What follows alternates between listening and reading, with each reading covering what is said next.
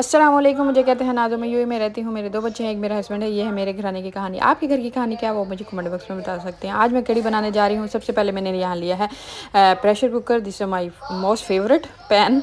तो यहाँ मैंने इसके अंदर अनियन डाल दिए हैं, साथ में मैंने इसके अंदर लहसुन डाल दिया है। और ये मैंने जो आपको मसाले शुरू में दिखाए थे वो, जिसमें सूखा धनिया, ज़ीरा और दड़ा मिर्च थी, उनको मैंने पीस लिया था। और उसके बाद मैंने हल्दी डाली है, वो भी मैंने फ्रेश बना के रखी हुई है।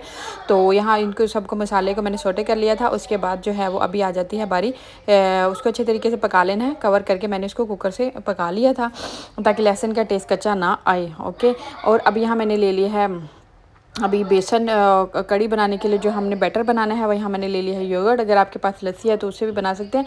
तो साथ में 1.5 कप मैंने जो है छोटा, उसके अंदर मैंने डाल दिया है बेसन का। और इसी को अच्छे तरीके से हमने इसको मिक्स करना है ताकि कोई लम्स ना रहे। अभी मैं इसके अंदर वो देखें, मेरा मसाला जो है वो अच्छे तरीके से हो चुका है। अभी इसके अंदर मैं जो है वो कड़ी डाल दूँगी। अच्छा जी।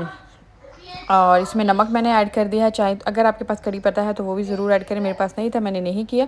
लेकिन जो मैंने मसाले बताए हैं वो मसाले आप बना के देखिए, उसमें बहुत अच्छा टेस्ट आता है। यहाँ आ जाती है बारी पकौड़ों की। यहाँ मैंने प्याज लिए हैं, आलू लिए हैं और सब्ज़ मिर्चें ली हैं। ये मेथी ज़रूर डालिएगा। अच्छा, मेथी मैंने ली है और बाकी दड़ा मिर्च ली है, धनिया लिया है। धनिया मैंने इसमें अभी नहीं ऐड किया, वो मैं भूल गई थी। एंड में मैं इसके ऐड करूँगी, ठीक है। और नमक ये देखें जी, अभी मैंने इसको ऐड करी। और बैटर इसका ना, जो हम पकौड़े वैसे बना के खाते हैं उसका बैटर थोड़ा हार्ड होता है और इसका बैटर थिक होता है, क्योंकि पकोड़ा इसमें सॉफ्ट रहना चाहिए। और वैसे भी जैसे ही बने फ़ौरन उसके अंदर डाल दें कड़ी में।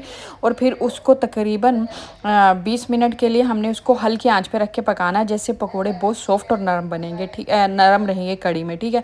अभी ये मैंने जो है वो पकोड़े इसके अंदर डाल दिए हैं फ्राई करने के लिए।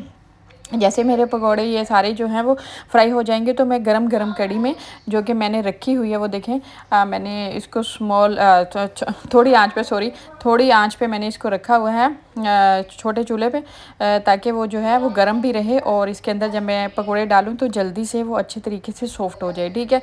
ये देखें जी, ये मैंने पकोड़े इसके अंदर डाल दिए हैं गरम गरम।